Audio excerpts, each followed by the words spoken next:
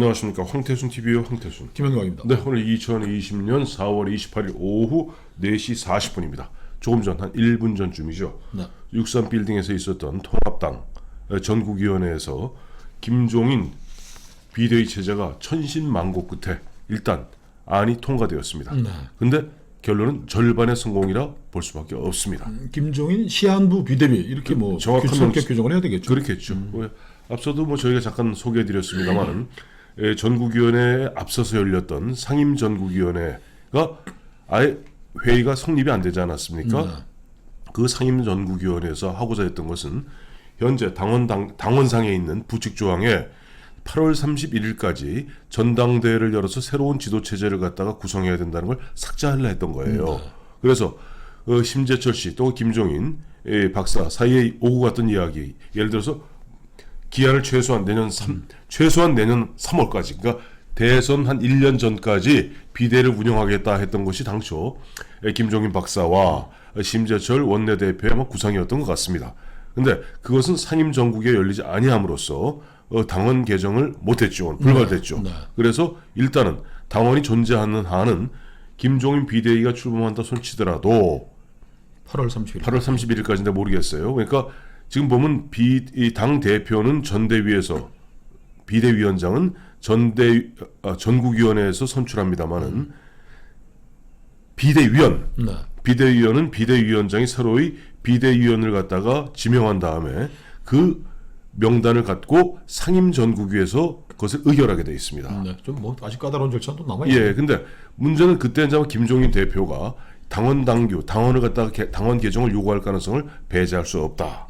그래서 어떻게 보면 이것은 절반의 성공이자 또 어떻게 보면 험난한 그런 여정이 예고된 측면이 있다라고 볼 수밖에 없습니다. 오늘 전국위원회에서 나타난 네. 이 전국위원들 당심은 어떻게 요약할 수 있을까요? 그렇습니다. 우선 그거부터 먼저 설명드리면 보니까 전국위원회 정원 제적 인원이 639명입니다. 그 중에 오늘 323명, 50% 정도가 참석을 했고요. 중요한 것은 전체 분위기, 회의 분위기는 반대가 엄청 많았습니다. 네, 반대 토론이 훨씬 토론자가 많았으나 표결한 결과 323명 중에 찬성이 177명, 그러니까 과반을 넘었죠.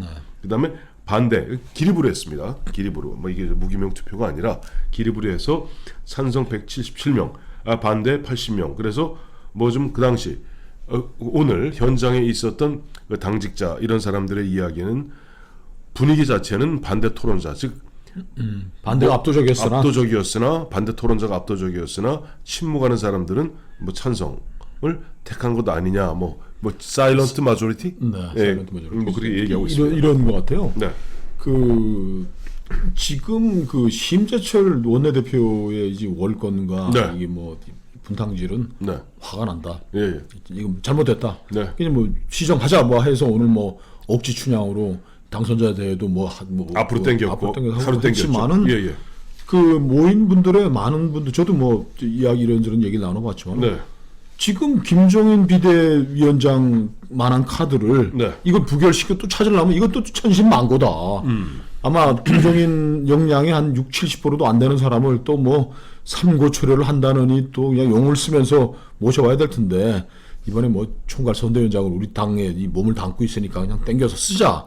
이게 두 개가 절충된 그 현실적인 선택이 아닌가, 저는 그렇게 보여요. 근데 두 가지 측면이 다 있다고 봐야 되겠죠. 하나는 일단은 이런 게 있어요. 오늘도 보니까 이제 처음에 9사람이 지금 보면 이제 찬반 토론에 나섰는데 뭐 조경태 의원이라 뭐 짧게 설명드려. 조경태 의원 반대. 조경태 의원이 이제 조기 전대론자인데, 그렇죠. 오늘 상임 전국위원회가 무산됨으로 해가지고 사실상 뭐 조기 전대가 당원상 됐으니까 당원상 조기 전대 할 수밖에 됐으니까 뭐 나중에 뭐 변수는 따로 또 얘기를 하시고, 이건 조경태 의원도 뭐 반대는 하지만 그렇게 뭐 세게 막 화를 낼 건 아닌 거죠.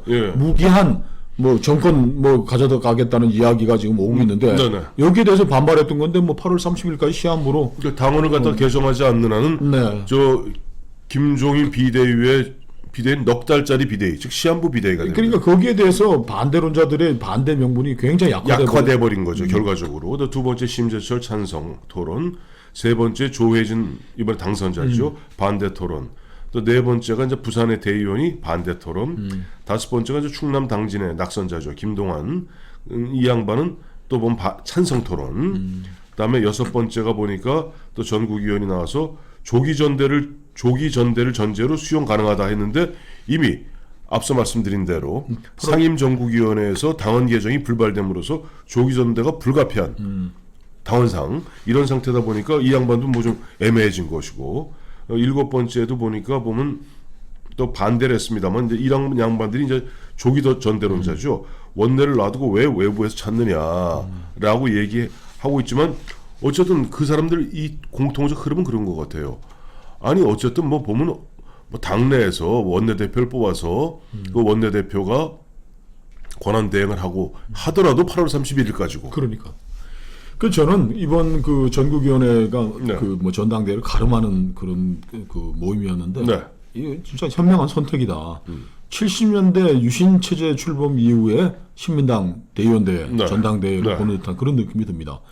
그 당시에 뭐 40대 기술원도 뭐 나오고 네. 하고 또 선명 투쟁을 할 것이냐, 뭐 중도 통합을 할 것이냐 이런 또 뭐 이철승, 김영삼의 네. 싸움 이럴 때마다 네. 그때 한 대의원들은 600, 700 됐습니까? 아 1000명 미만입니다. 1000명 미만이었는데 네. 그 사람들이 그 전국에서 다 모여서 현재는 전국위원회고 그때는 전당대회죠. 전당대회가 1000명이었는데 미만이었어요. 여기는 뭐 600명 정도 되는 건데 네네.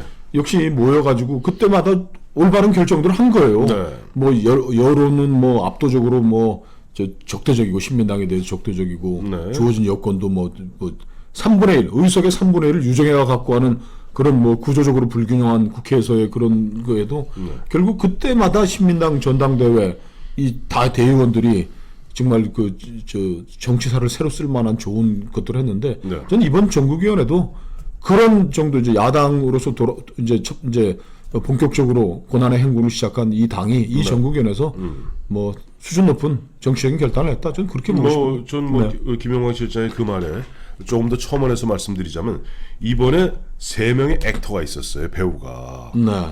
우선 김종인 박사가 처음에 보면은 조선일보하고 인터뷰하면서 어떻게 보면 스스로 구설을 만든 측면이 있습니다. 그렇죠. 대선 전까지 대선 전까지 한 2년 거의 하겠다. 그다음에 40대 하겠다. 그다음에 보면 또 나왔던 이야기가 뭡니까?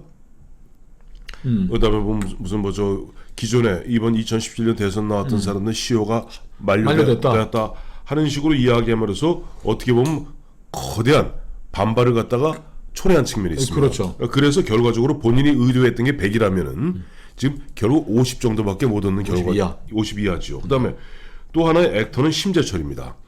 심재철 원내대표가 보면은 조금 더 순리적으로 풀 수 있었던 문제를 갖다가 뭐가 급한 듯이 뭐에 쫓기듯이 보면은 막 이렇게 저렇게 막 엉키다 보니까 본인이 나름대로 김종인 비대위 체제를 만들어 놓았습니다만은 당초 구상했던 최소한 내년 3월 원래는 내년 9월까지겠죠. 내년 그렇죠. 9월이면 저 대통령 후보 선출이 내년 9월이 되니까 내년 9월에 대통령 후보 선출까지 한 1년 반을 밀고 나가려 하면서 뭐 겉으로는 뭐 내년 3월까지로 얘기했습니다만은 결과적으로 어쨌든 이번에 상임 전국위가 불발됨으로써 겨우 4개월 어떤 시한부로서 됨으로써 또 심재철 씨도 애는 썼으나 흔한 얘기로 김종인 비대위로부터 고맙다는 얘기보다는 지청구 받기 딱 쉬운. 그러니까 김종인 비대위의 법적 제도적 정당성을 심재철의 뒤죽박죽이 크게 훼손시켜버린 거죠. 그렇죠. 또 한 명의 액터가 있습니다. 홍준표 전 대표입니다. 홍준표 전 대표 같은 경우 예를 들어서 홍준표 전 대표 많은 사람들이 보면은 홍준표 대표는 호호가 분명한 사람입니다. 아니 그 홍준표 대표에 대한 호호가 분명하다는 얘기입니다. 홍빠가 있죠 또. 그러니까 홍빠가 분명히 당내도 있습니다만은 홍준표에 대한 굉장한 거부감을 갖고 있는 사람들이 많습니다. 현역 의원들 중에도 중진 다선 중에 많습니다. 근데 그런 입장에서 이번에 홍준표 대표가 당초 처음에는 김종인 비대위원장 외에는 별로 대안이 없지 않느냐 하고 얘기했던 것이 일주일 전입니다. 근데 그 사이에 이제 김종인 박사가 40대 경제 전문가 대선 후보 대망론을 이야기하면서 또 2017년 출마했던 사람들은 시효 만료됐다는 이야기를 함으로써 홍준표 대표의 강한 반발을 초래했죠.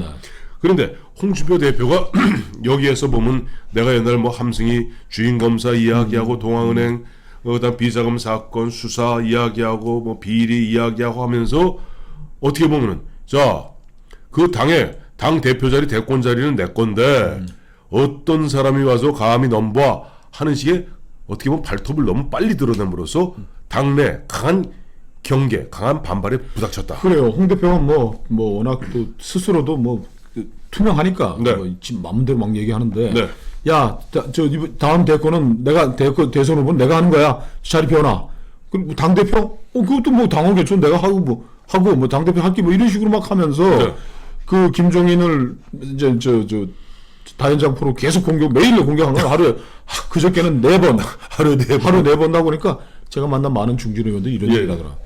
아, 지금 홍 대표 들어오면 당이 참 어떻게 되겠냐. 어차피 뭐 복당을 시킬 텐데 그렇다면 적어도 당분간은 홍준표 제어할 정도의 정치적 무게가 있는 김종인으로 가는 게 맞다라고 얘기하시는 분도 있더라고요. 그러니까 뭐 시한부이긴 하지만 김종인 비대위 체제가 등극하게 된 데에는 홍준표 대표의 공이 혁혁하다. 특히 이제 홍준표 전 대표가 결정적으로 오늘인가요, 어젠가요, 페이스북에 이른바 다선 중진들의 역할에 대해서 비겁하다 하고 공격을 했습니다. 그러면서 야, 다선 중진들이 즉 5선 4선을 얘기하는 거겠죠. 중진들이 이거 김종인 안 되는 거 뻔히 알면서 너희 말이지 뭐 국회 뭐 부의장하고 원내대표하고 뭐 당대표하고 뭐 당직을 꿰찰라고 보면 거기 보면 아무 소리 안 하고 침묵시키는 거 아니야. 너희 얘기 좀 해 하는 순간 다선 중진들이 너무 거칠고 험한 얘기죠. 네네. 아니 거기 다선 중진들도 홍준표 대표하고 비슷한 급의 중진으로 고민도 많고 한 것이지. 네. 그렇게 남들 그냥 그냥 막 그냥 뭐라 그러나 그냥 마구잡이로 그냥 매도하고 네. 자기는 뭐 이 당 얘기 이 당의 역사와 모든 걸 내가 다 알고 내 책임이다 내가 다 하겠다 그런 얘기하면 그 가만히 있을 당 중진들이 누가 있습니까? 니나 내나 한 주먹이라고 생각하는 분들인데 다. 정확한 얘기입니다. 왜냐하니까 이런 거예요. 전 그래서 앞으로 정치인들이 페이스북 좀 안 했으면 좋겠어요. 아 진짜예요. 어느 순간에 트럼프가 트위터하면서 어떻게 보면 정치인들이 페이스북이니 뭐 SNS를 통해서 이야기하는 건 좋습니다만 아까 조금 전 같은 얘기 있지 않습니까? 네. 다선 중진들 몇 명 돼요? 5선 4명. 4선 5명, 9명한테 전화로 조용조용히 얘기하면 될 일이지. 그렇죠. 그것을 갖다 중민 환시리에 여러 사람들 앞에서 이놈들은 다 나쁜 놈들이야 하는 순간 4선 5선들 아홉 사람은 졸제 바보가 되는 겁니다.